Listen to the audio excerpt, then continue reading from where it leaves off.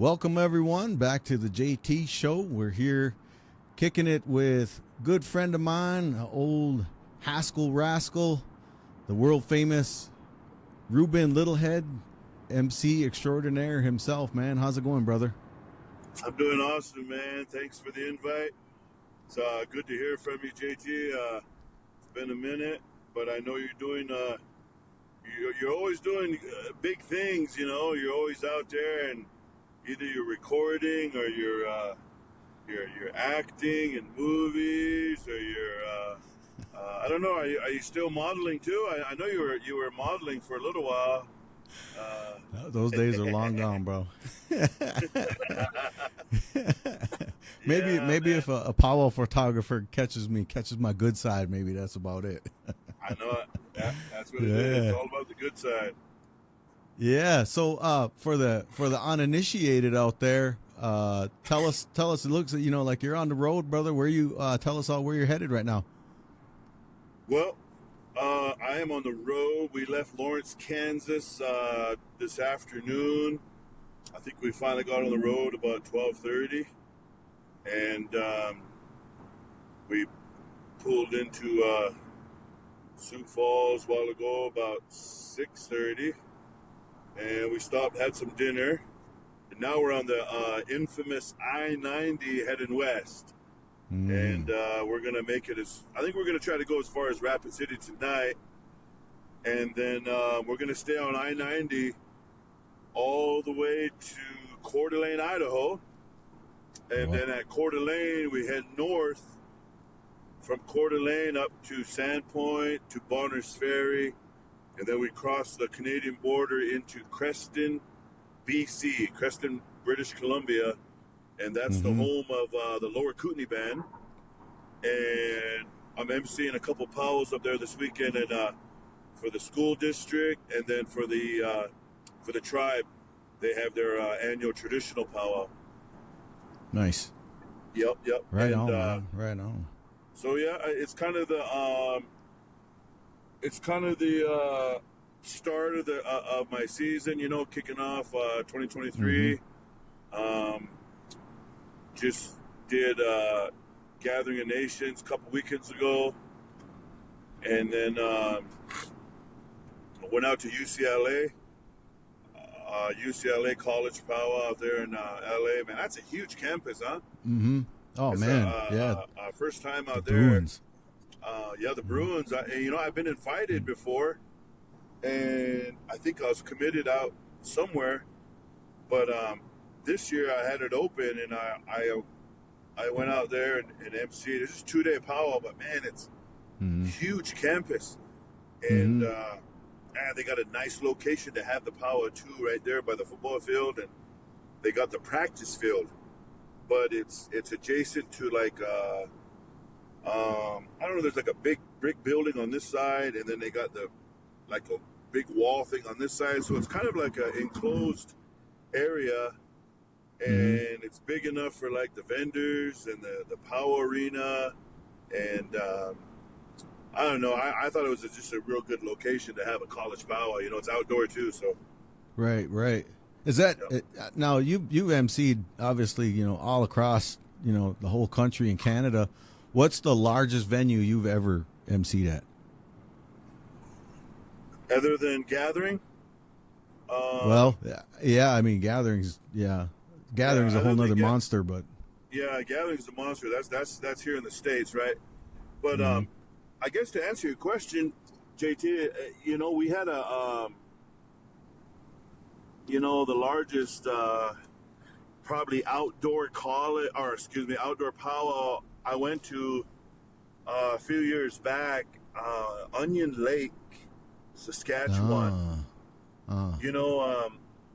I really didn't know what to expect going out there. I flew into Saskatoon, and then I flew in another smaller plane to get me to Lloydminster. And then at Lloydminster, you still have to drive north, up in the sticks. And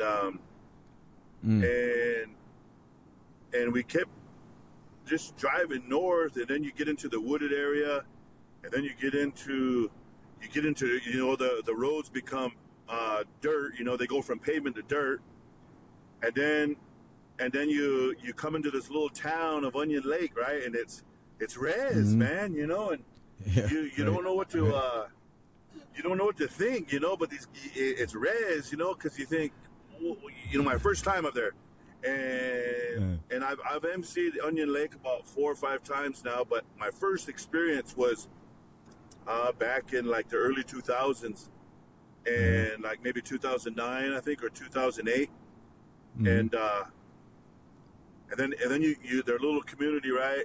And then you go north. You keep going north, you know, like way in the heck up there.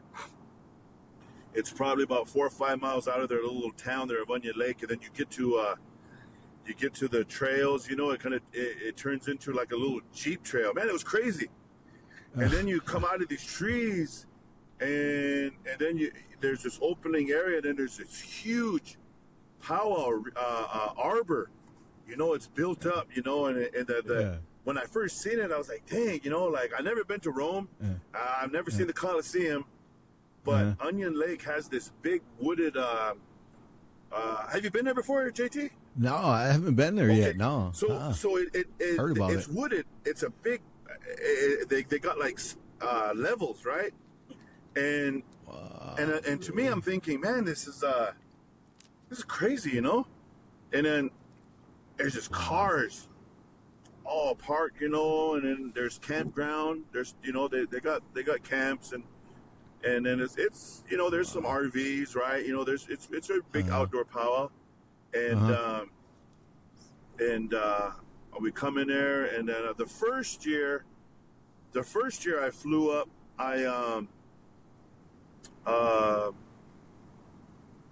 they rented me a car, and I drove up, and I remember, you know, and I'm coming through, and then there's a guy directing traffic there, and he's pushing everybody over. He's real into his job, you know what I mean? And then I tell him, I said, no, I'm head staff. And then he looks at me and he goes, who are you? And I tell him my name, and that don't mean nothing, you know. And then he has a radio. Luckily, he had a radio, right? So he radioed in, and he said, there's some guy over here saying he's Ruben Little Head, saying he's the MC. And then the radio comes on, and they're like, yeah, that's Ruben. Let him through. Let him through. And come in. So he gives me where to go all through this traffic, and then there's a spot waiting for me up there, right? And then so get up there, and I'm early, you know. Grand entry's not until 7, and I'm there about 4:30. Place is packed, JT. Whoa. Place is packed, man. And then that year we had it was awesome year. You know, it just all the drums that don't make it down in the States, right? Northern Cree, Sika Scooch,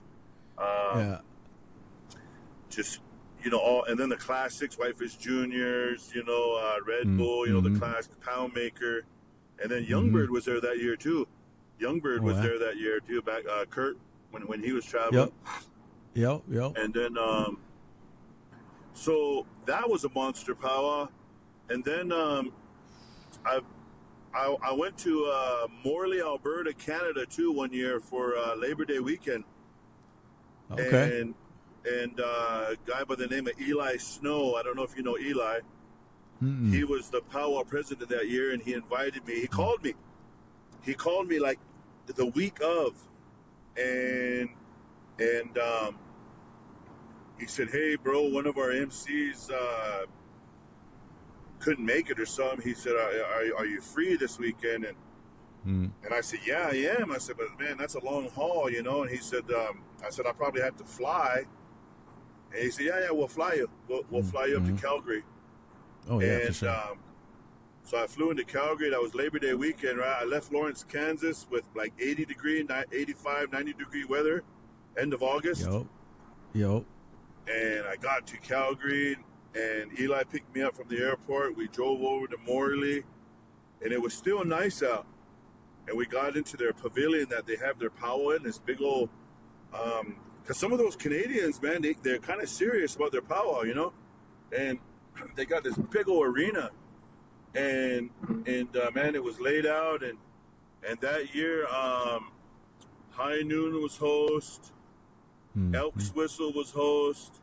And Blackstone was host. And then that year we had 48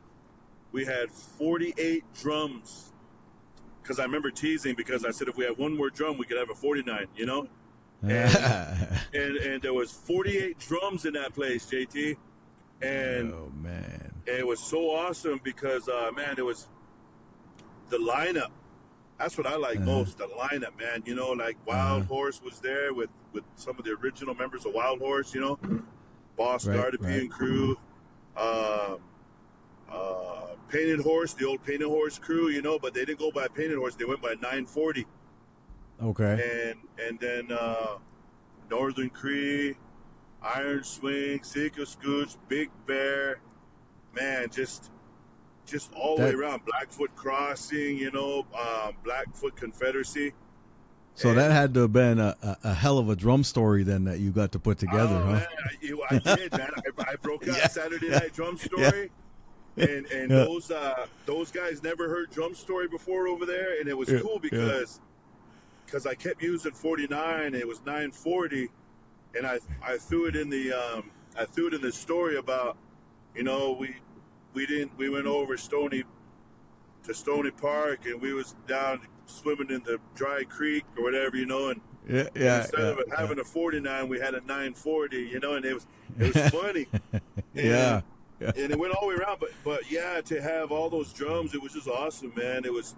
That's and cool. Then, so those are some big venues to answer your question. You know, a while back they had a powwow in Edmonton at the Expo Center, and it was sponsored by the acronym NICE, NICE, which stood for. It stood for Northern Indigenous. I used to know it. Northern Indigenous Canadian something Expo. I don't know. Maybe Canadian.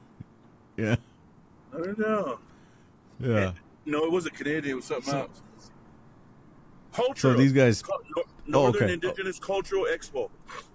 Oh, yeah, okay. All right. It was called NICE. Anyway, it was called the NICE Power, NICE. And they have that at the Expo, too. That was huge. That was a big old event, too. Wow. Yeah. Wow. Man, that's, you know, like the coolest thing, brother, is that, you know, from when we for everyone who don't know, Ruben and I both went to Haskell Indian Nations University. We met there. I was singing with the tribe and the boys and stuff. And Ruben, you was starting forward on the basketball team. I remember that, and you know, we like had good times there and everything. You know, and you know, back then, I mean, we was just getting going with powwows and stuff. And powwows were different back then. We're talking like 90s. You know, mid 90s. Right. You know, it was a little different. It was a little different back then. I mean, you weren't really emceeing powwows yet at that time. You know, I was just kind of just singing. I wasn't even dancing. Like I'd shut her down on dancing by that time. And then, you know, we got out of school, and I want to say like, it had to have been, when did emceeing really kick off for you? Was it like late 90s, early 2000s, somewhere around there? Early 2000s. When did that kick off for you? Because I was singing with, even then, you know, at Haskell, I started singing with Jeremy. Remember, we had a little Thunder Shield crew. Yeah. And we kind of had, you know, a little different style, original style. But I remember you and Wayne, because that's what I remember. I was telling my son now, you know, my sonny boy, X-Man, remember he was just a baby when we were all traveling around. But you know, to me, some of the original members, you know, was Wayne and JT, you know, Keel Cuck 109, right? And and then, you know, Ken Carice came, and then I think Shannon and Zahe and Crowbar Crowbar, all the North Carolina and, boys, and then Adrian Harjo, and FBI. Adrian's younger brother. What was his little brother's name? Oh man, I can't remember. I remember that one cat. Eddie. Eddie Padilla. Yep. Yeah. Eddie Padilla. So I remember the tribe did, and then slowly I remember I think Wayne or someone asked us to come sing with him one time, and then next thing you know, we got invited again, and me and Jeremy we kind of started going over, and then then all of a sudden I would say, let's we got a recording with Canyon. Canyon wants to record us, and I thought that was kind of cool, and right. and then and then the tribe took off, right? So, but it wasn't until about 2003, and I started emceeing basketball games there for Haskell, right? Because I got done playing, I played my eligibility up, I played my 4 years. And then, Coach wanted me to come back and kind of commentate, MC the games. And I said, sure, man, I'd love to. And then a couple small powwows started asking me here and there, like those little conference powwows and little welcome back powwow, Kiowa Club organization, remember KCO? Yeah. So little ones around Haskell. And then, but it wasn't until about 2004. And my grandma back home, she passed away now, but she was at one time the oldest living Cheyenne member we had, and she passed away at 98. I think she made it to 98. And then, but her brother, my grandpa, his name was Kenneth Beartusk. And he's passed away too now. But Kenneth, my grandpa Kenneth, he was a long-time MC for our tribe, and he was always our MC back home for our home powwows, the local powwows, and so when you come to Lame Deer, Montana, you'll see the big sign that says Kenneth Beartusk Memorial Powwow Grounds, right? And so my grandma told me, she said, "Well, grandson, I'm really happy you're taking that route and you're kind of following the footsteps of your grandpa Kenneth and stuff." She said, "But there's protocol and there's stuff you need to take care of back home, before you start, getting out there and MCing. There's certain ceremonies and stuff I have to go through and stuff." And so I did. Went home, honored her, that way. And then I caught up with some of my elders back home, and we had ceremony done. And then after that was done, they wanted me to MC my home powwow on Lame Deer.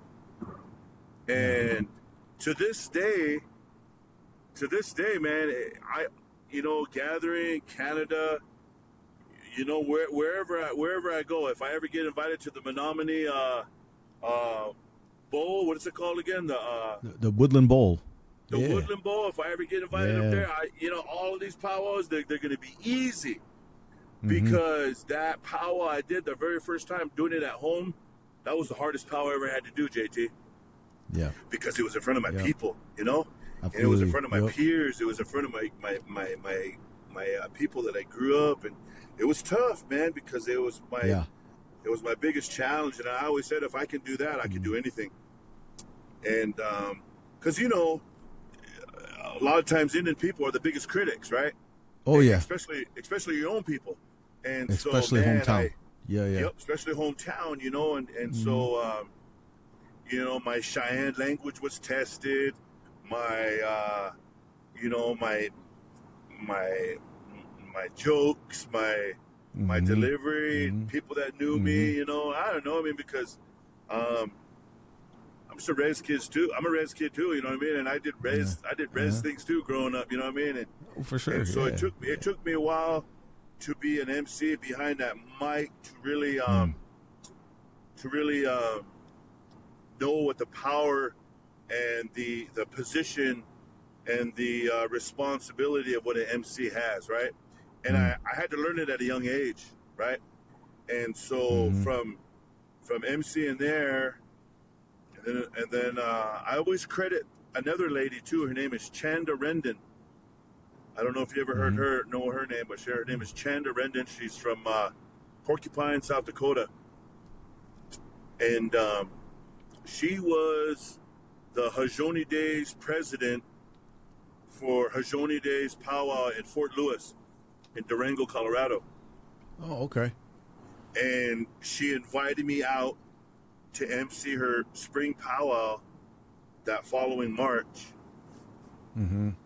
And I went out there and I MC'd Haudenosaunee Days in Durango, and that was 2005. In 2000, she invited me back again. So in 2006, I went out again. But that year, I worked with Randy Medicine Bear. Mm-hmm. Randy Medicine Bear in 2005, and in 2006, I worked with Randy again. And Randy said, "You know what, Ruben? Derek is looking for an MC to fill." I think that's when the late Roy Track passed away, and they were without the fourth MC for a number of years. I don't know how long they went. Yeah.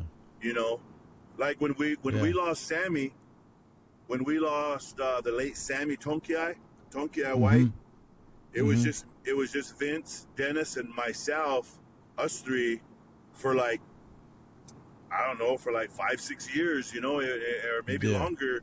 And then most recently we picked up Joaquin now, right? So now we're back to 4 MCs.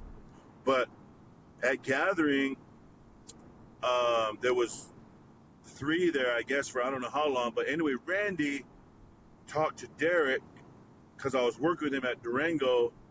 And after that powwow was over, on the way back, I got a call from Derek Matthews. And he said, "Hey, you know, you came highly recommended.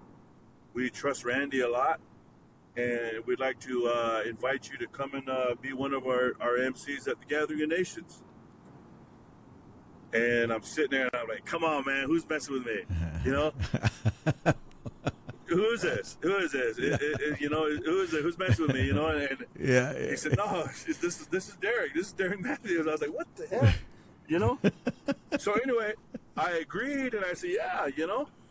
And I got off the phone, and then, you know, then I was with my kids' mom, right, Matilda, and I told her, I said, "Shit, I just got asked to MC Gathering of Nations." What? So a month later, there I was in Albuquerque at the pit, remember? Uh-huh. And it was only about 2 or 3 years ago that the tribe, we were there as invited drum, remember? Yeah. And when was it when we won the Grammy with the Gathering compilation CD? Was that 01 or 02? It might have been around that time, yeah.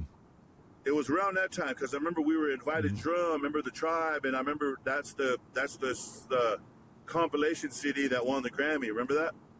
Yeah, yep. That's anyway, right. Yeah. 2 years later, whatever, man, there I am on the biggest stage, right? Anyway, man, I did my thing, and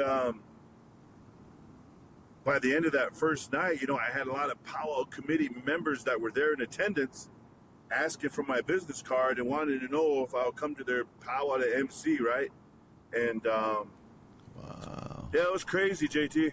You know, and but before that, you know, I just really enjoyed powwow, and I enjoyed singing with the tribe and traveling. And then, you know, one summer I took off with Black Lodge and went jam with Scarborough Brothers, you know, and then but I just like to powwow with my family too, right? With Sonny and Junior, my boys, because I know they love to dance. And I remember sometimes when you're contesting, and sometimes, well, nowadays you see a lot of singers, you know, have their kids in their lap or their kids in front of them, you know, but if you're a competitive singer, you know, since we're talking about competition now, then you got to treat it with a business mindset, right? You got to be business. So you got to push the kids back, you know, you got to give them back to their mom, or you got to go have them sit down, because we're contesting, we're getting judged, and, you know, we can't mess up. You know, we can't afford to have something go wrong and lose points, right? Right. And right. so Sonny, my oldest, he really wanted to sing, man. I mean, he does now. He's kind of making his own name out there now and stuff. But when he was young, he used to cry to come sing with me, and it was kind of heartbreaking to push my kid back and tell him no, Daddy's got to go to work, Mm-hmm. and Yeah. but you know what, and so that's one of the reasons, and this is kind of one of the first times I'm actually even saying it, out loud. I've said it before in a small conversation, but here on your podcast, that's one of the reasons why I kind of stepped away from the tribe, and I stepped away from Black Lodge, and I stepped away from big contest singing because I didn't want to discourage my son, And so it's a lot of pressure too. I mean, it's a pressure to to weekend. I mean, I can only imagine, going, if you're a professional basketball player or a professional musician or whatever it is that you do, if you got to do that, professional powwow people, I mean, I still like to powwow and stuff. I mean, it's not every weekend, it's not all summer long, but to go from week to week to week, that's a lot of pressure to perform too, and I mean, you got to, you're singing, you got to, be on top of your game, emceeing, whatever it is, and it's like, I would have to imagine that for you, with practice and with repetition, you get better and better, and you like really start to hone your craft, right? So like, after you start emceeing those first few big powwows, and the kids are getting older and stuff like that, at what point did you kind of feel like, man, I can just go from weekend to weekend, and you're kind of, I mean, because you like innovator, man, doing a lot of things that I think a lot of other MCs, you didn't hear them do, I would say that, like, like the drum story, some of the things that you would say, the way you, I think we were at that one powwow, it was out in Paula, and you would sing the first verse of the flag song, and then have the drum take it up after, I mean stuff like that. People hadn't heard that before, and it added to your flavor, it added to your uniqueness, Right on, man. I mean, what kind of gave you your inspiration to do some of these things that MCs had never commonly ever done before? What was the inspiration behind that? Someone's really smiling at me over here because because I get a chance to actually say something,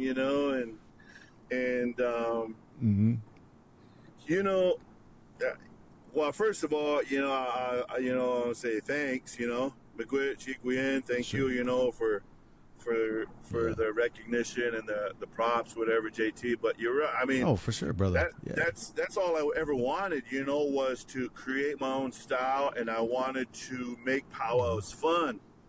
I wanted to always recognize the singers, and I always wonder if I'm ever going to get a platform to talk about certain things, because I'm a singer, I've been a singer.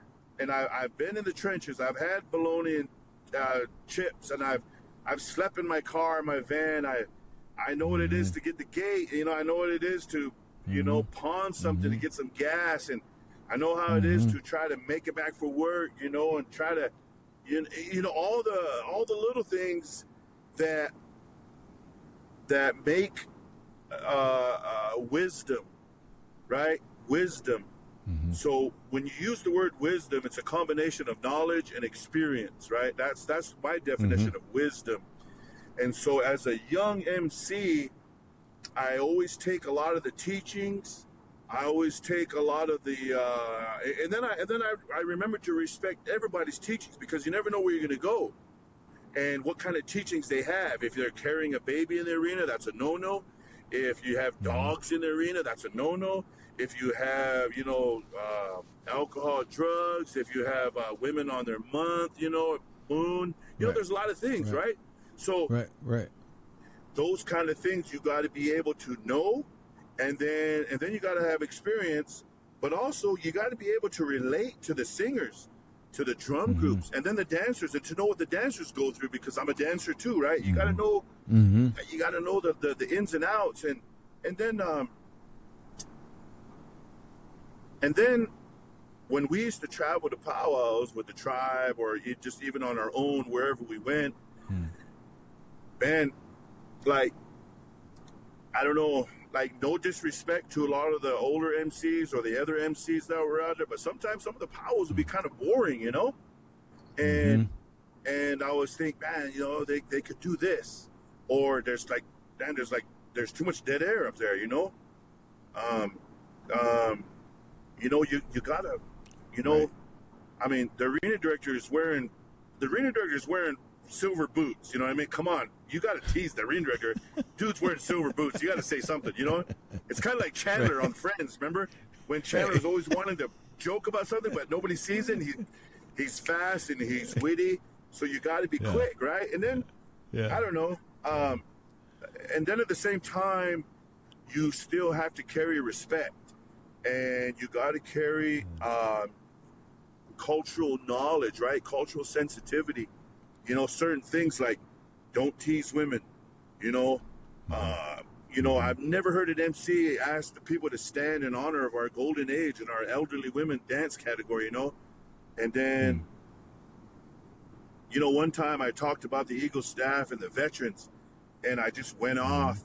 You know, and part of it's due to my degree. You know, American Indian Studies. You know, I read a lot. JT at Haskell. I had some really good professors at Haskell that really fired me up. You know, some of them, Smokey McKinney, Mike Tosi, Dan Wildcat. You know, some of these guys that really pumped, got you excited and proud and kind of Coach Gibb. True Coach story. Gibb pumped you up about being Indian Native, right? And so, and so when I start talking about the color guard and the Eagle staff, I combined a lot of different storytelling and knowledge, and you know, and like our Indian warriors fought for this country even before we were recognized as American citizens, and before 1924. You know, some people don't even know that. You know, so it's like educating, but it's also trying to get the people proud again of their veterans, and not only that, but to let them understand about some of the hardships and some of the stuff that they go through, right? And then I go off for about a minute or two, and then there'll be people coming up saying, hey, can I get a copy of that, what you read about the veterans? And I was like, a copy of what?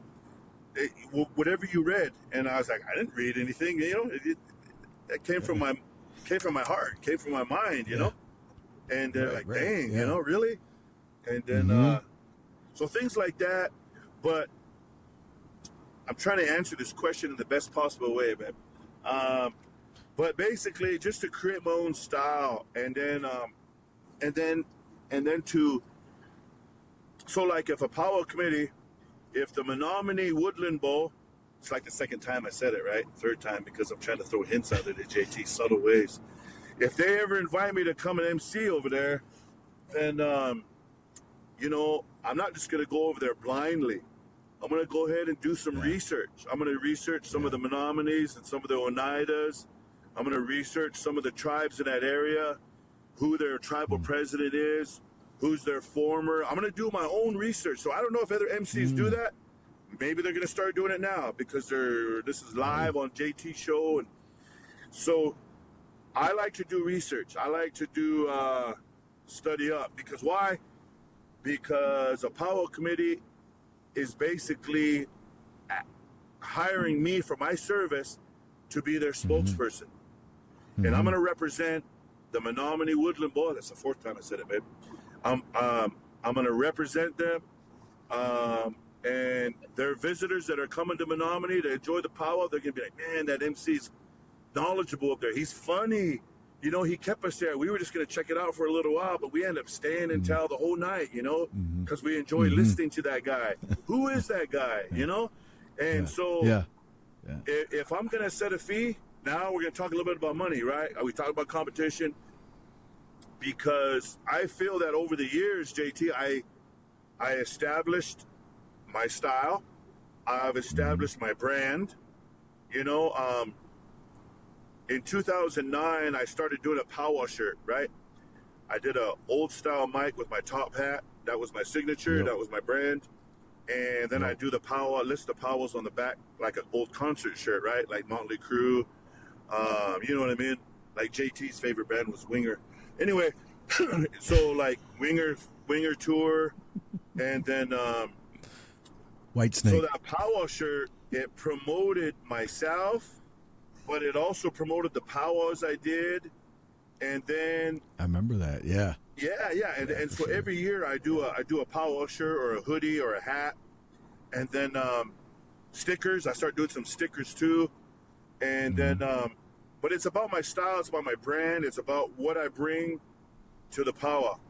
So if I'm going to set my fee at X amount of dollars, I'm not going to say it over here, but X, let's say X, and they're going to pay me that X amount of dollars, well, then I better bring Ruben Little Head style, Ruben Little Head humor, Ruben Little Head knowledge, Ruben Little Head entertainment, you know? I'm gonna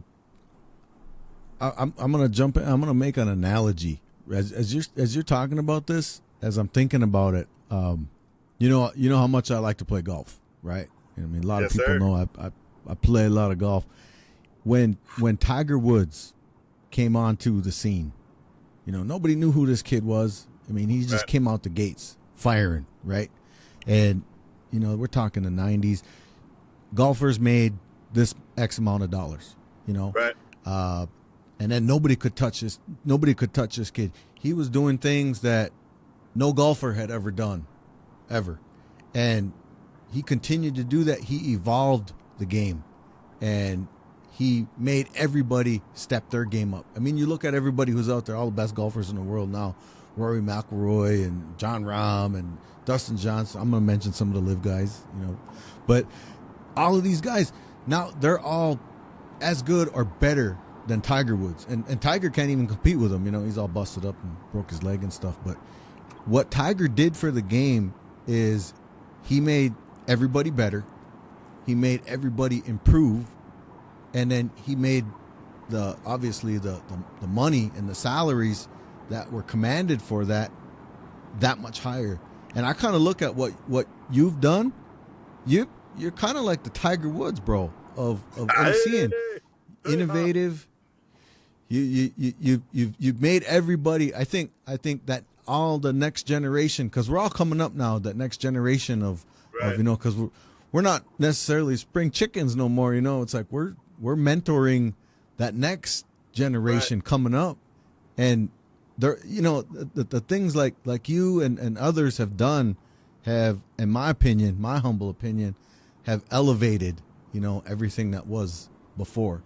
And it's no disrespect to all. I mean, you know, we pay respect and to all of our mentors and everybody that came before us. But, you know, it's like we're always trying to improve. We're always trying to take that next level, take that game to the next level.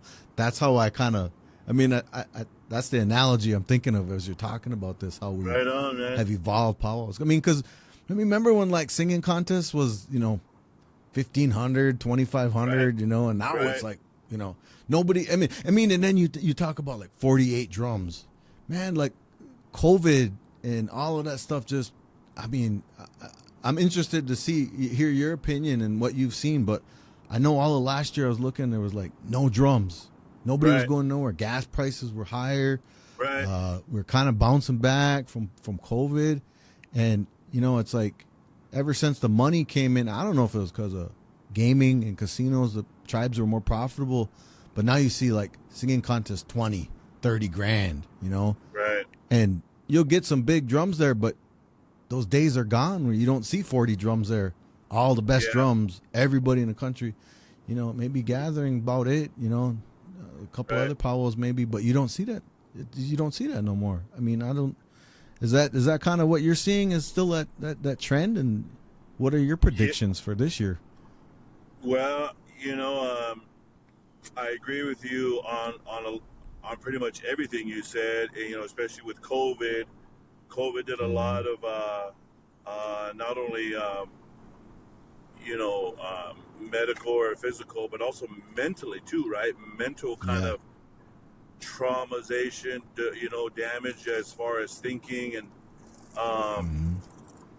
because it's still out there, right? And then it still is, to kind of when you look around and see how many people that COVID has taken, but not only that, it's like you said, we're getting older now, and you start remembering, man, so and so that was there, and a lot of times, like if we start talking about the tribe days, it don't really seem like that long ago, right? But there's people that have passed on now. You know what I mean? Like Crowbar, right? Rest in peace, Crowbar. There's people, that there's some singers that were around that are no longer. There's dancers that are in that circle that are no longer here. So, and then,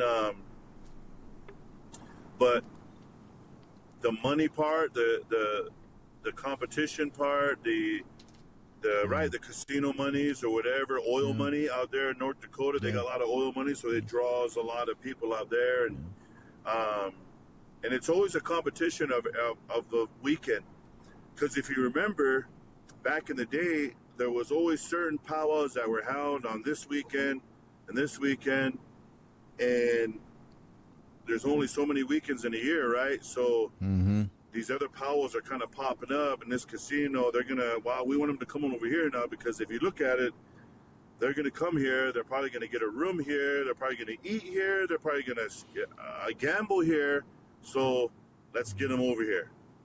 So they're kind of enticing them with bigger prize money, and that powwow is going to say, hey, well, we want our people to come back over here, so we got to match them or go higher.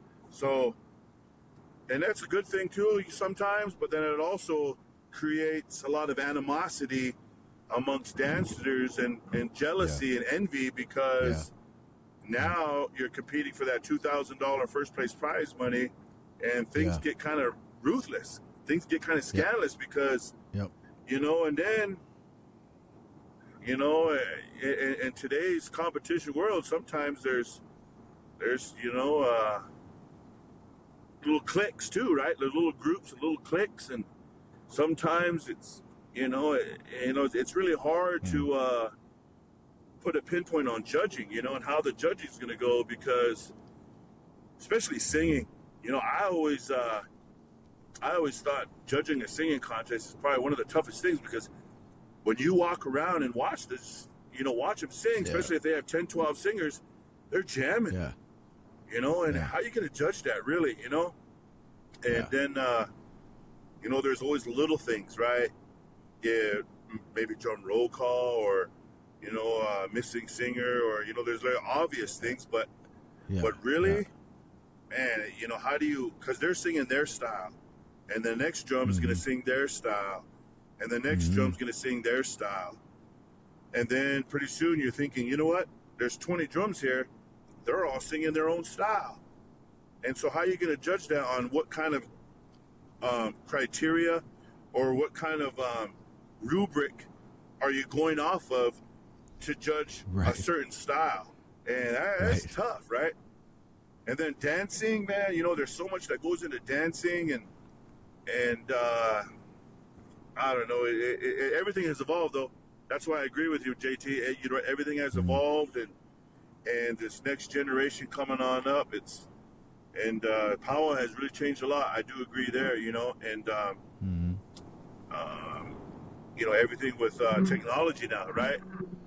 I mean, we're doing a podcast show here, and I'm on I-90, Yeah, you're doing it from your phone, brother. You're doing it from your phone, even. So that's where we're at now. Yep. Yeah. But other than that, man, I being an innovator and being I don't know, the words you said, innovator, uniqueness, I always pride myself in that. Originality. I give credit to some of the MCs that that I've learned from or kind of looked up to here and there, and then talk about that. But I've always wanted to be my own. I wanted to be creative, but I also wanted my own style. I wanted my own top hat. MCs are wearing cowboy hats and Western wear, just like the MCs before them. So when I first did gatherings, I went to, do you remember that Western store in Lawrence called Vanderbilt's? Okay, yeah. It's Vanderbilt's. It's kind of down there, right on the east side of Lawrence there by going towards K10, going towards Overland Park. I could never afford nothing in there, but I remember it. Yeah, it's Vanderbilt's. It's a Western store. And I went in there, and I said, you know what, man, I'm MC at gatherings. I'm going to dress like an MC. So I bought me some crispy Wranglers. I bought me some boots. I bought me one of those Western shirts, and I even got a hat. God dang it, man! Looked like Roy Clark, Looked like Yellowstone. Looked like Yellowstone. Like what's his name? Kevin Costner. Anyway. Yeah. No, not Kevin Costner. What's that guy on Yellowstone? Rip. Yeah.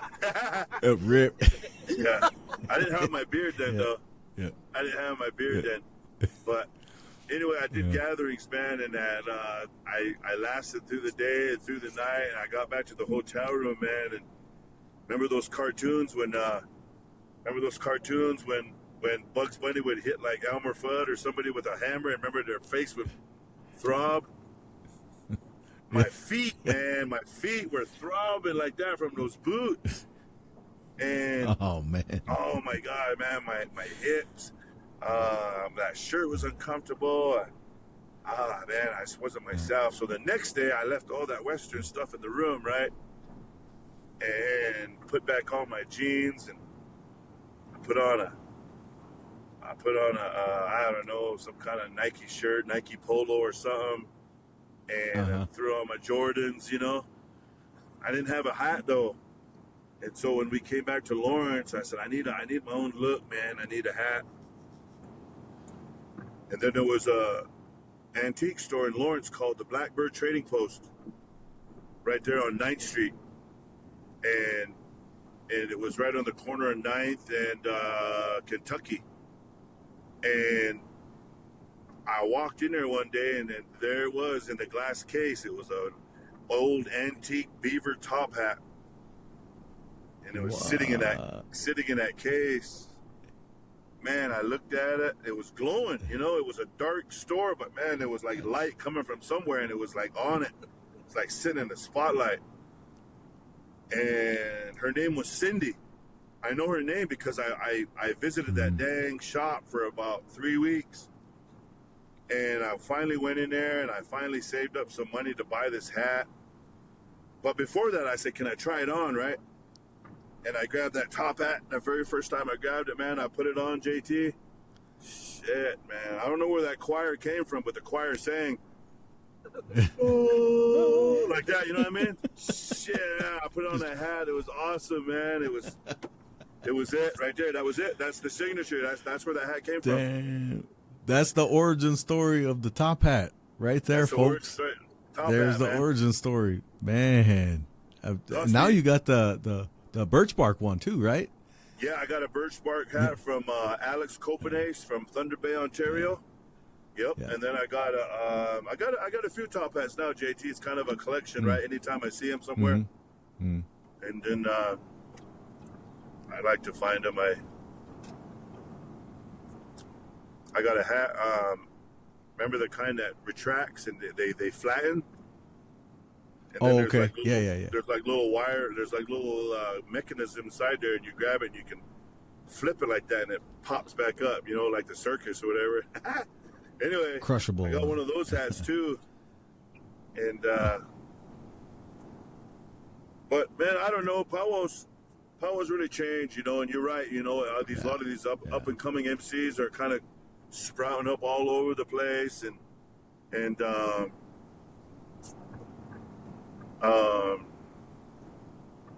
it's different. This is different. Everything's different now. I mean, going back to those COVID years, man, we didn't have nothing, and I got, a lot of friends who, that's all they would do is powwow. I mean, and like some of my friends, I don't think they even ever worked, Right. and then COVID hit, and there was nothing.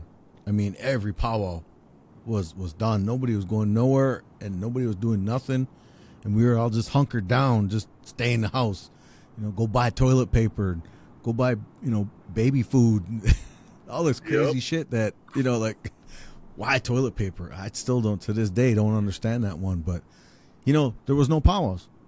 And, Right.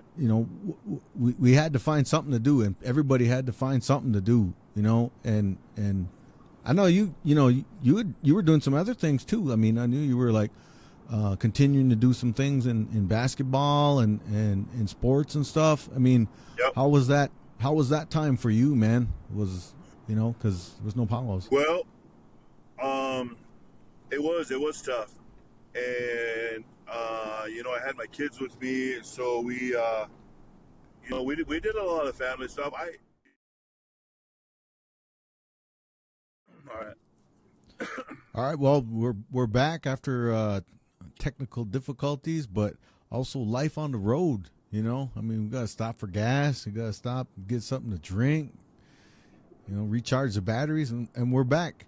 And I know we were talking about COVID earlier, and some of them things that were happening, and some of the things that were happening over that COVID period. What we did, what was going on with you during that time?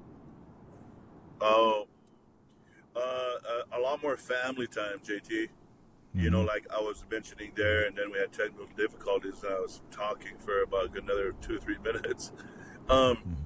It allowed me to spend a lot more time with my 2 younger ones, and all 4 of my kids. Actually, I got 3 boys and 1 daughter, and so we did a lot of family stuff.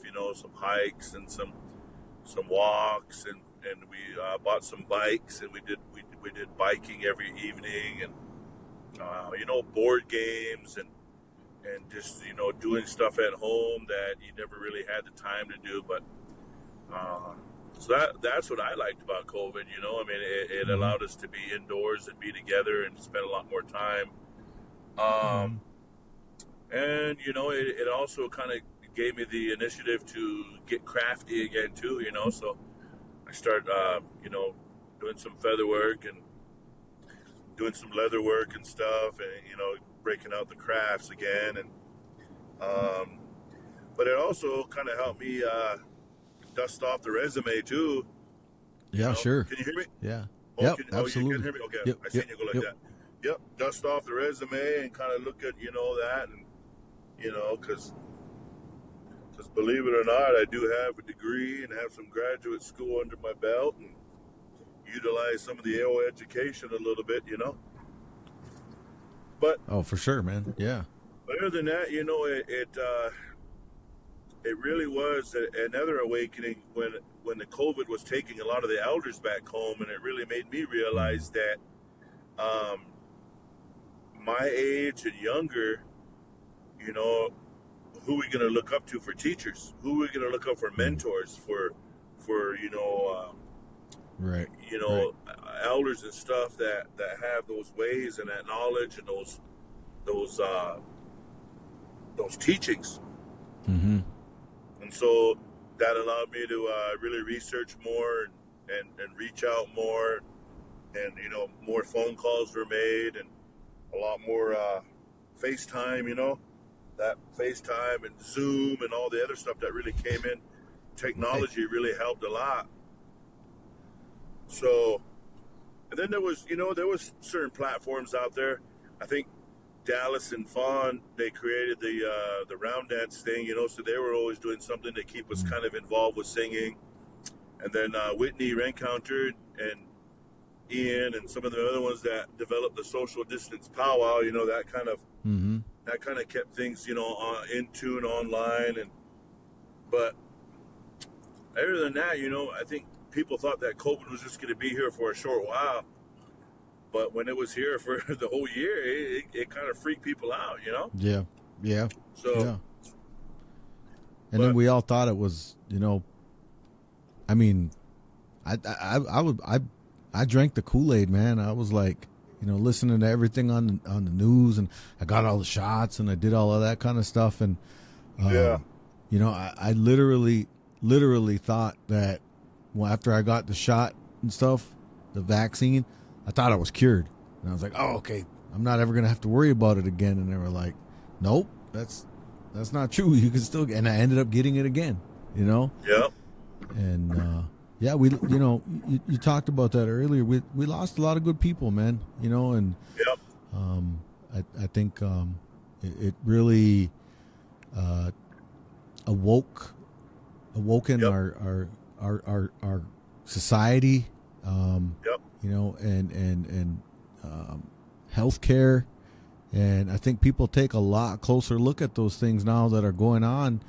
We're fortunate as Indian people that we have IHS, and we have some of those things that are taking care of us and taking care of our people with secondary health risks, who are kind of at the most risk for not just for COVID, but any other of our other diseases. And as a native person who suffers from diabetes, I'm always watching what I consume. I got the sugar-free stuff, and I always kind of watch out for that. And I'm always thinking about our people, and I'm really happy that and proud that things are coming back to some sense of normal, whatever that new normal is, that we're able to come back to our powwows. We're able to continue to do those things. And I know that, like you were talking about biking and stuff, I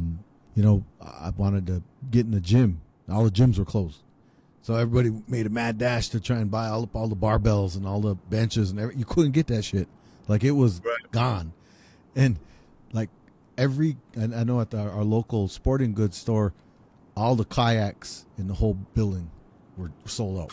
Like, bikes, kayaks. I mean, everybody, it just awoke our culture and our society. And it was like, in a lot of ways, like you said, it was a good thing. I mean, that, it wasn't good that, people were dying and stuff, but it was good that people unplugged, I guess, so to speak, and got into other things. And, I mean, it definitely made us, take a look and check our inventory.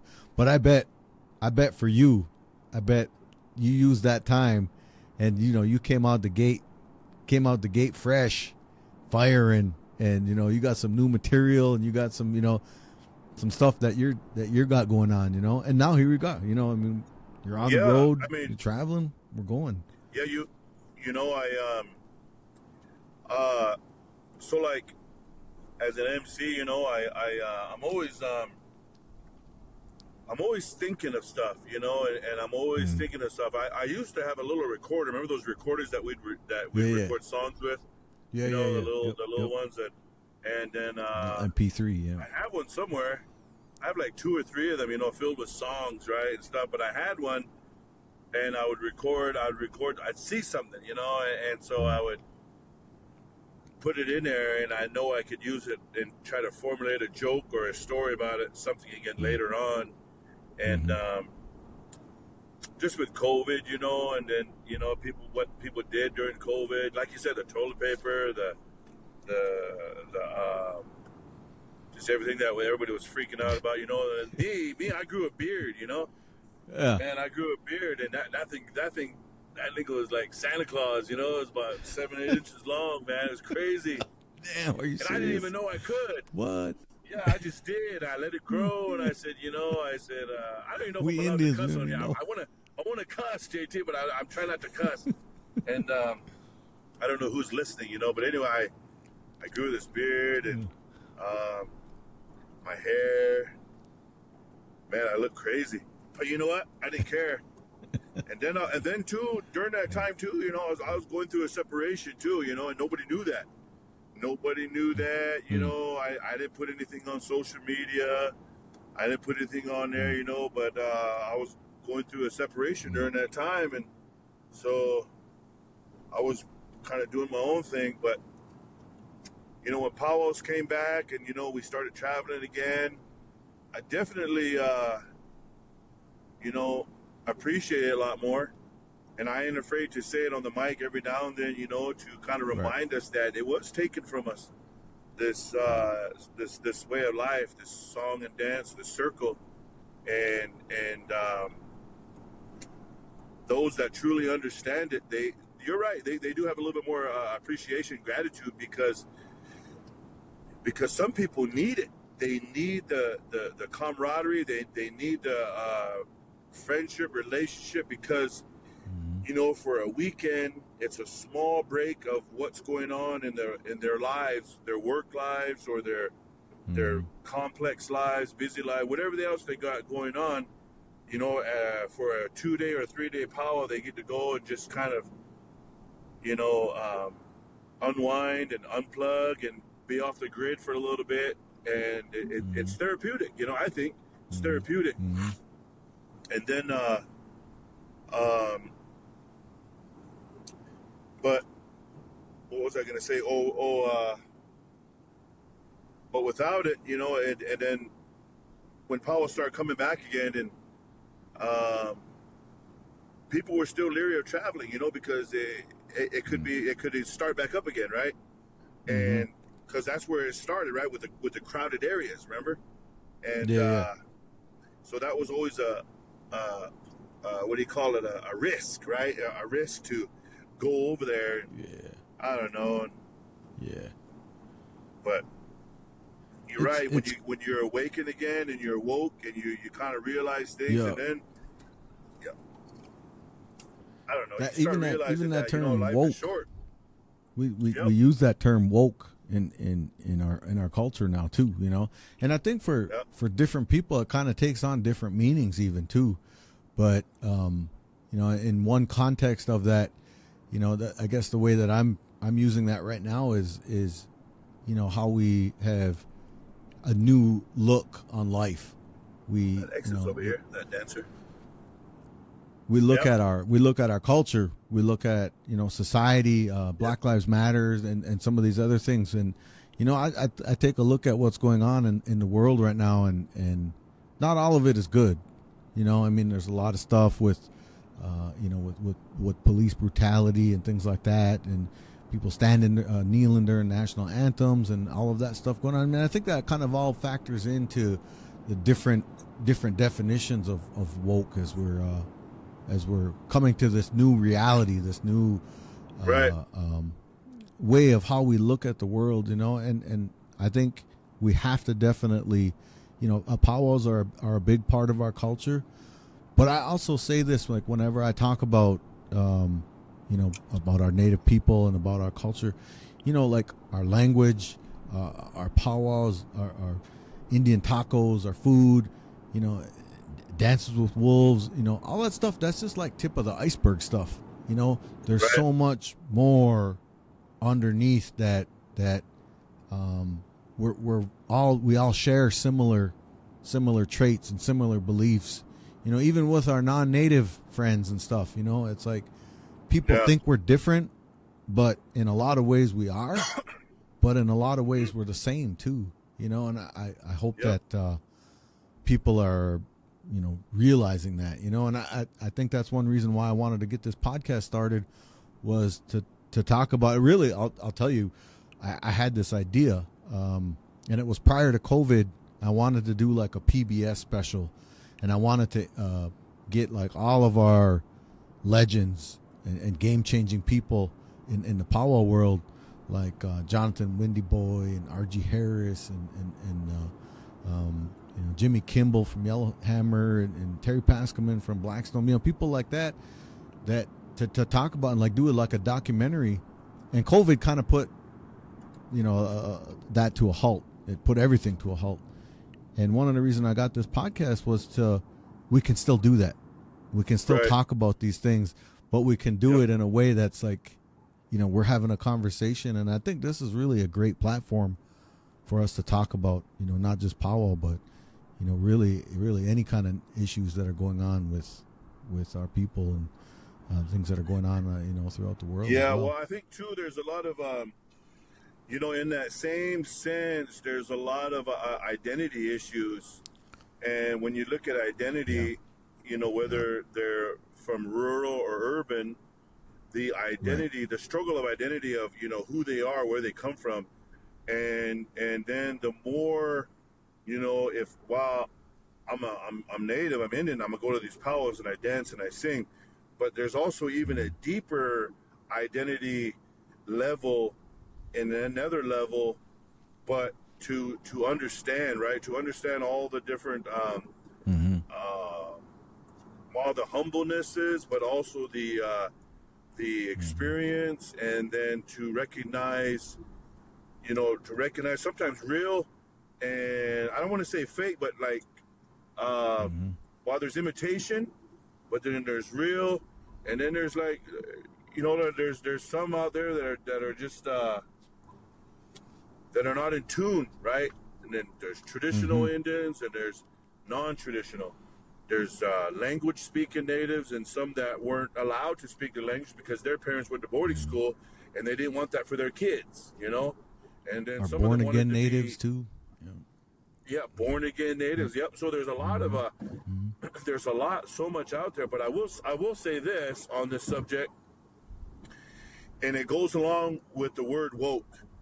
It also goes along with identity, and it also goes along with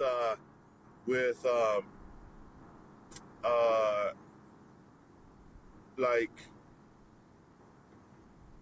when a person starts truly understanding that we as natives are just a small spectacle in this whole population in this world. At one time, our native population and our numbers were high, and we were great, and we were strong, and we were, we were powerful. But if you know the history, right, that how far we've come in the last 500 years, and how much knowledge was lost, how much people was lost, how much language and stories and just all the education that natives had in this country, it's dwindled down to just a real small percentage of us that are kind of scattered around. But when we start working together and we start doing podcasts and sharing ideas and showing that we care, and showing that it's okay to talk about things as natives.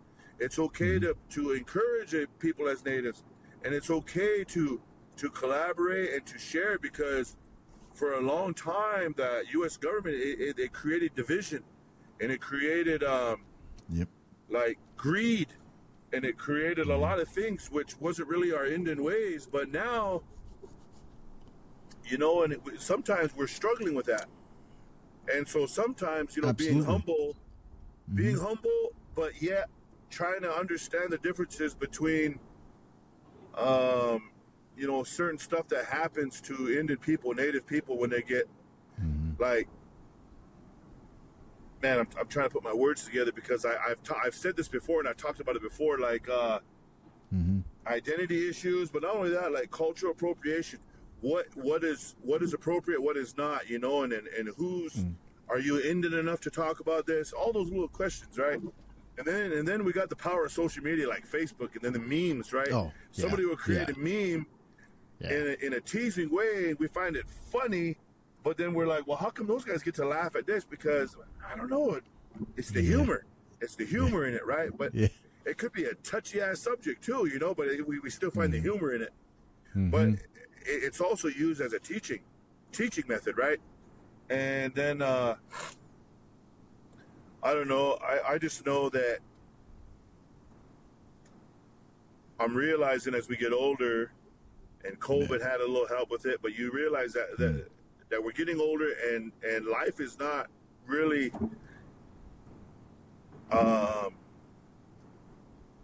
life is short, and you gotta you really gotta make use of your time.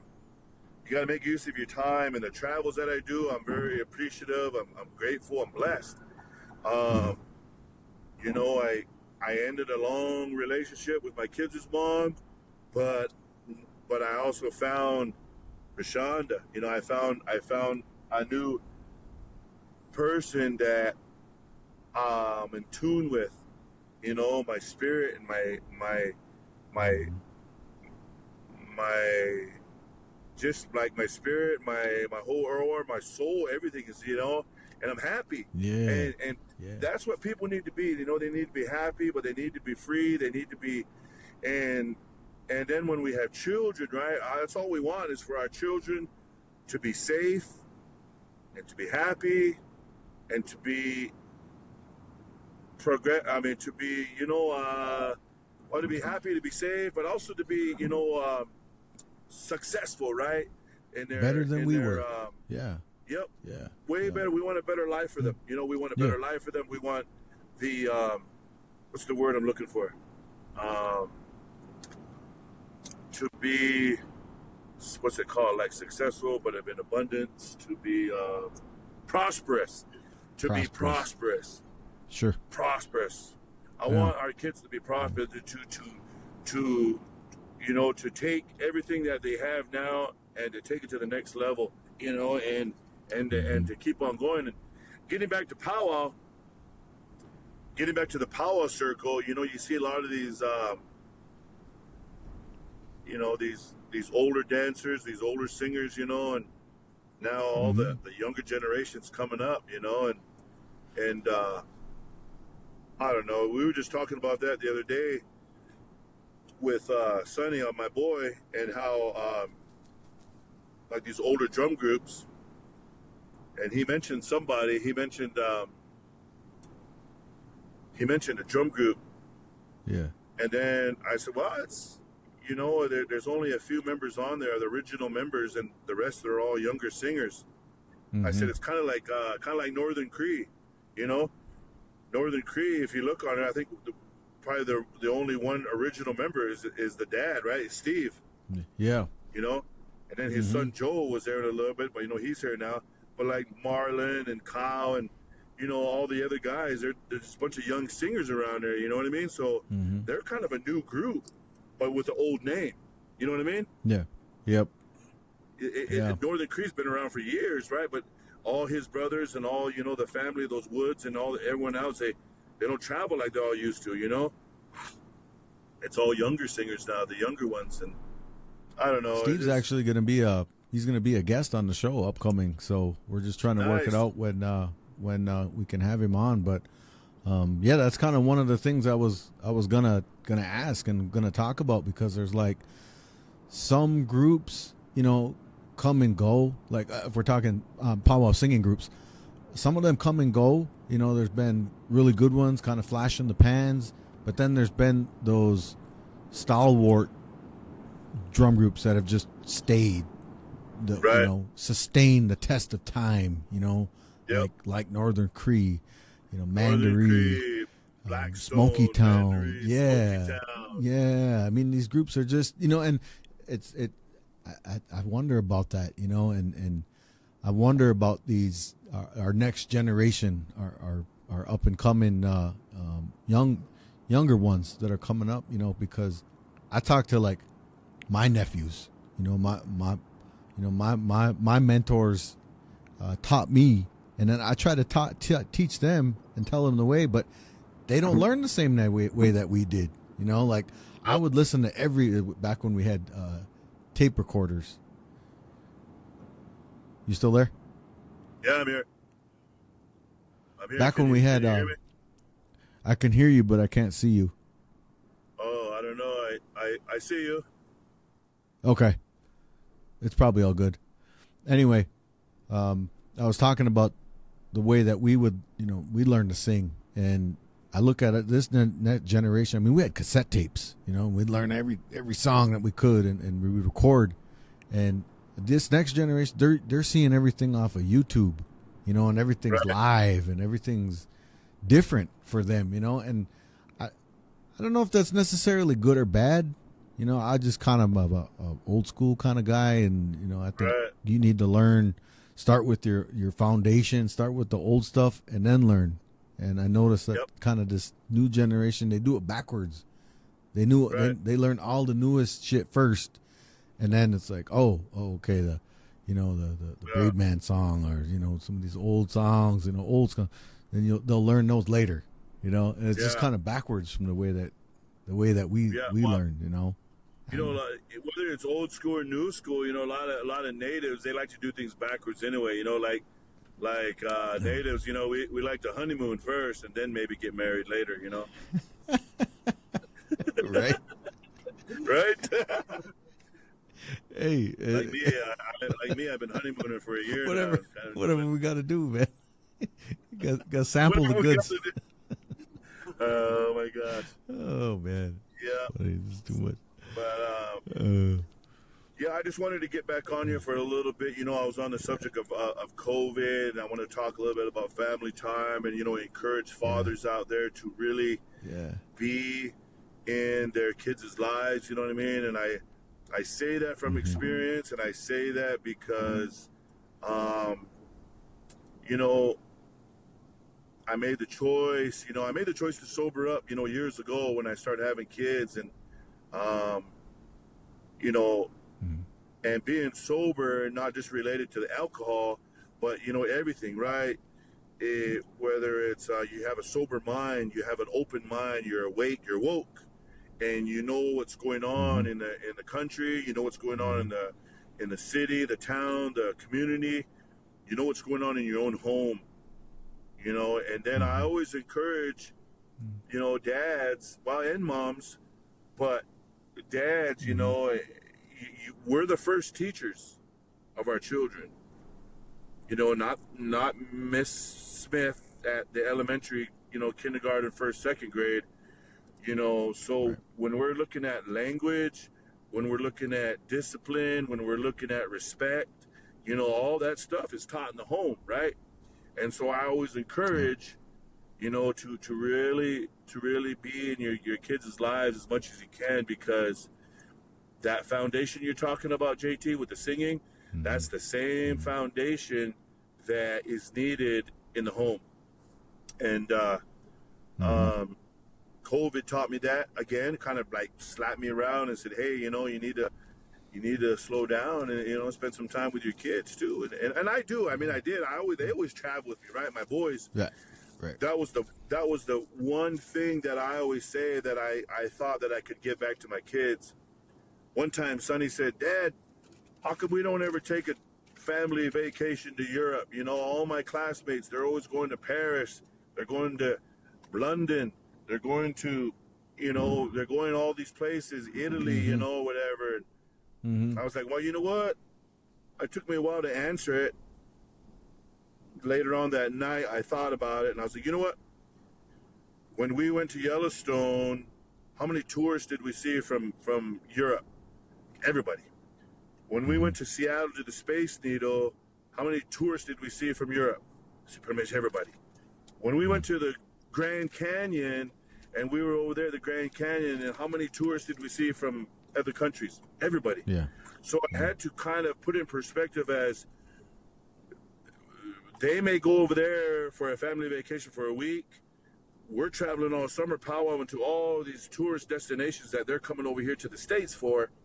And you got to realize that we take advantage of what's in our backyard, and you know what I mean. And then we get a chance to travel, you know, and experience things, right? And me, I was the type of guy to stop at museums, stop at landmarks, you know, parks, those little mom and pop restaurants, you know. You know what I mean? You might get the gajos after, but it tastes good going in, you know. Thank God we got like Yelp and Google. And, yeah, you got some stuff to kind of help out. Read who got 4 the gaj. stars. Yeah. Read the reviews, people. Read the reviews. They help. Read the reviews, people. Oh man. Otherwise, you're pinching it like Cheech was. Oh. Hey man, I met Cheech Moran in Gathering. Did you see Did that? you? Yeah, man, he's getting older too. I seen you met Tyson on the plane too. Oh man, I ran into Mike Tyson, man. Yeah. Everybody was scared How was of he? him. Everybody Really? was walking in. They see him, but they're plumb scared of him, man. And I walked around the corner, and I said, "Dang, Iron Mike!" I said, "Iron Mike," like he knew me, right? Yeah. And he says, "Hey, what's up, man? How you doing, man?" He put his hand up, man, you know how he sounds in the movies and how he sounds in interviews and stuff with that new voice? Oh my gosh. Yeah. Same Said, thing. I shook hands with I shook hands with him, man. I said, oh, these folks. I said, hey, I'm a big fan. I said, you mind if we get a picture? He said, yeah, sir. You know what I mean? And shit, I came down, took a picture with him, and I thanked him, you know, and it's cool, man. You know, I mean, what made it real was when I came around the corner and I looked and I said, damn, that guy looks like Mike Tyson. And then he looked up at me and I saw his tattoo on his eye, remember? Yeah. I saw his tattoo and I was like, holy shit, that's Iron Mike, you know? From The Hangover. Yeah. Yeah. You remember that game, that game Punch Out on Nintendo? Yeah. Growing up? Yep. I remember being the first kid on my block, first kid in my hood that beat Tyson on that game. Dang. And then all the other kids would how'd you do it? You know, that's back when we called each other on the phone, you know. Yeah, it was there was Glass Joe. Play video games. There was Glass Joe who you Joe first, and then there was that redheaded guy. Yeah, that German guy. And then you had to get by the bull from Istanbul, Turkey. What was his name? Bald Bull. Bald Bull. And you do that move. It hop up like this, but right before he punched, you hit that left jab, and it would catch him. Yeah. Oh, yeah. I remember punch that. Man, you can actually, if you go online, there's places online where you can play all them old games, man. Man, I'd love to play that game again, man. Yeah. I would love to. But yeah, I haven't seen it in a while. You're taking me back now. I know, man. That made me think of that Iron Mike. That game, they took him off that game. Like after all that shit went down and stuff, you know, Really? he got in trouble and stuff or whatever. They took him off the game and they came out with a new version. It was like you fight a guy who looks like that, but they call him like Mr. Dream or something. It was like a different version. I was like, that wasn't the version. I always like Mike. I was like, what, like boxing? You know, when he fought Holyfield. I remember we at Haskell, they had the Holyfield Tyson fight when he bit his ear off. Remember that? Yeah. They showed it in the theater, in the auditorium. We watched it. Yeah. Like, man, I was like, this dude just bit his damn ear off. I was like, what the hell? Everybody was biting ears at LA's that night. Oh. I know, the man. riverfront. Yeah. The underpass. Who wants some? Oh man, we got the ideas. Don't give no Indians no ideas, man. That's all we need. See, and then Mike Roberts, that's why he named his stand after that. Nibble on my ear. Nibble on my ears, yeah. No, I'm just kidding. I'm just kidding, bro. Yeah, man. You know what? I didn't know what we were going to talk about tonight. I just figured we'd just get on and just chit chat a little bit. Haven't seen you in a while, I know, for good, man. It's for good. Yep. You know, one real quick thing I wanted to say was, So I just recently purchased, what were those drivers? Cobra, right? I think so. Yes, I brought some Cobra drivers, and I got in the set is PXG irons. Ooh, and with the Titleist Volkey, I think it is, right? The wedges. Titleist wedges with my 56 and 60 as my pitching wedge, and Scotty Cameron. What's the name of it again? It's a Scotty Cameron though, baby. It's a Scotty. Yeah, it's a Scotty Cameron. Yeah. Scotty. Anyway. Whoa. That's my new set I just got, and the way I figured it is because if I want to improve my game, I got to have the tools to do it, right? And so absolutely. And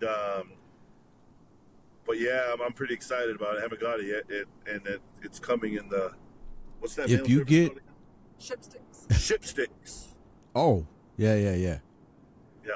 But anyway, I've used that. It's good. It's solid. Yeah. Okay. For real. I was going to tell you, you get up to Canada and stuff, if you get up to Edmonton, up in that area, if you get up by Saddle Lake, a couple hours west of there is a golf course called Banff Springs. It's right on the mountains. That's like Calgary. By Calgary. It's by Calgary. Yeah, no, but Calgary. Yeah. If you get over, get to Banff Spring, man. Go, man. I'll come play, man. Give me a holler. Let's do it. I'll come play. I want to play. Mm-hmm. I'm emceeing Calgary Stampede this year in July, so I'll be up there. Oh shit. Okay. Yep. And then the weekend after that, I fly out to Salamanca over there in New York, and then I fly back for Kainai over there in Alberta again. And then the end of the month, I'm back to Calgary for Tsutina over there in Sarcee. Okay. So that's in Calgary again too. So where are you going to be in August? August, doing Rocky Boy? During the Kashina Woodland Bowl, I'm doing Twin Buttes. Twin Buttes, Twin Buttes, Powell, okay. in North Dakota. Yeah, okay. Twin Buttes, and then I'm going up to Hayes, Montana, the second weekend in August. I haven't been there in years. Oh, okay. It'll be my first time emceeing Hayes because we've always gone to powwow. We've always gone to sing and dance, and they've always had some awesome specials up there. And then I got some really good friends up in that area. So, but this year they invited me to MC, and then yeah, and then third weekend in August, I used to go to Shakopee every year, you know, but Shakopee, Yep. They kind of change up their head staff, I guess, or I don't know. I just didn't get a call to come back, so I end up going elsewhere. So I go out to Muckleshoot out in Washington. Oh man, Muckleshoot! I went out for the Veterans Power that one year. We did that recording with Iron Horse. Yeah, I remember that. We were MC that weekend. Yeah. Veterans Power. And then end of August. I don't think I'm doing anything end of August, but then September rolls into Sequan, and then they got an awesome golf course. You've been to Sequan, right? I've been there. I never played golf there though. Okay, yeah, they got the Sinking Hills golf course. So definitely, you know what? down, what's crazy? Man. Try it out. Yeah, what's crazy, JT, is when I was emceeing a lot of these big casino powwows, 10 years ago, 12 years ago, they would always ask me, hey, do you golf? And then my answer was, I mess around a little bit, but I'm not really a golfer. And they'd be like, oh, okay, and come to find out, they wanted to throw in some golf packages too, Yeah. You got to negotiate every time now, man. No, they were just offering it. Yeah, throw it in. They were just offering it. Yeah, they were offering it. I was declining it. Now, I do some research and check it out. So, like Fort McDowell, when I go down to Phoenix and MC Fort McDowell, I ask for green fees, a golf package, and they said no problem. When do you want to set tee time? And I'm on. Sequan, I set tee times. Kinder, Louisiana, we're heading down there next month in June, and I heard they got a wicked PGA course. Really? That's what I heard. I think I heard about it actually. And the crazy part is, I mean, it on one hand, it's really awesome to see like so many of our tribes being prosperous, being financially stable, and that they have their own. We're getting land back. They're building golf courses, but on top of that, like every conference that you go to, and a lot of powwows we go to, they're not having necessarily as many like volleyball tournaments or basketball tournaments or softball tournaments as much. Just about everybody's got a golf tournament, and like that's where stuff happens, man. That's where the deals are made, That's where the money is won and lost and bragging rights, So we got to get together and do some, man. Yeah, that's it. You got. Yeah, definitely, bro. Definitely. Let's get together and do some golf this summer for sure, though. For real, yeah. Let's stay in touch and we'll meet up, and then just to kind of wrap it up a little bit with powwow talk. I'm very fortunate and blessed, JT. Let me say that first and foremost. Absolutely. I truly believe, the Creator gave me a gift, and I definitely value it, appreciate it, and utilize it, you know, in the best way that I know how. And part of that is inspiring others. Part of that's educating others. Part of that is teaching and you know, making a tribe's event, whether it's a powwow or a conference or you know, lately I've been asked to come and do more conferences. Rocky Mountain Tribal Leaders Conference in Billings, you know, they invited me up there and they want me back again this year. But Awesome. basically, as an MC, as a facilitator or whatnot, trying to make it the best possible event to represent whoever's paying me, right? Whoever's hired me for my service, right? And my service, I want it to be, you know, superb, and I want to do my best to represent, but also I'm also going to tell them this is what I charge. And that's the business side of it, you know, and it took me a long time to understand the business side versus the humble, you know, I mean, it's an honor to do it. But, you know, I did a powwow in Arizona one time, drove all the way up from Lawrence, Kansas, and I got out there and I got paid $300, you know, and I was thinking, whoa, couldn't complain. I didn't complain. I just made it back home and I did it. I did my best. But you know, it was, it cost more to drive out there and drive back than what I got, you know? Yeah. And those were the early years, but I was trying to get my name out there. Right. Yeah. And then as I put the years in to develop my style, my style, my ways, my everything that I created, right? My creativity. And then now I can say this is what I charge, right? And then there's other MCs, they have their set fees, just like a drum group, right? If you want, you know, and this is a quote from Steve Wood. And when you get him on the air, you can ask him the same thing. You know, if they want Northern Cree, this is what it costs to bring Northern Cree there. But you best believe Steve's going to bring a crew. Steve's going to bring Northern Cree. He's going to bring the sound of Northern Cree, you know, because he has that integrity, right? And where some drum groups, I ain't going to say any names, but some drum groups will have their name on the poster, but when you get there, hey, there's about 2 or 3 original members and about 4 or 5 pickups, and it's not what the tribe or the organization paid for. You know what I mean? Right. So if you want Ruben Little Head there, you want original Ruben there, well, then this is what he charges, and then he's going to be there. You know, best believe he's going to be there, and he's going to bring it. But if you can't meet that here, whatever, then there's another up-and-coming MC that's coming over. Maybe he'll do a good imitation of Ruben Little Head. I don't know.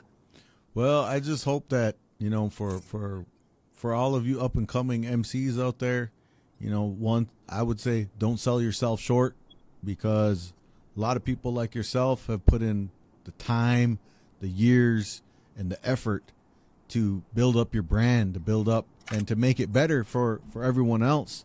You know, don't sell anybody short, man. You know, like don't try to undercut, you know, and don't sell half a product, right? Basically, you know, don't sell half a product, because, you know, that's you're going to water it down for everyone else. So good words, man. Good words. Good talking to you, bro. Man, thanks appreciate you coming on. It was great to see you. Certainly wish you and your partner the best and safe travels. Get to where you're going. And looking forward to some more of them cool social media posts, and we'll see you again down the road for sure, man. Right on, JT. Yeah. All right, cool, brother. Talk to you again soon. All right.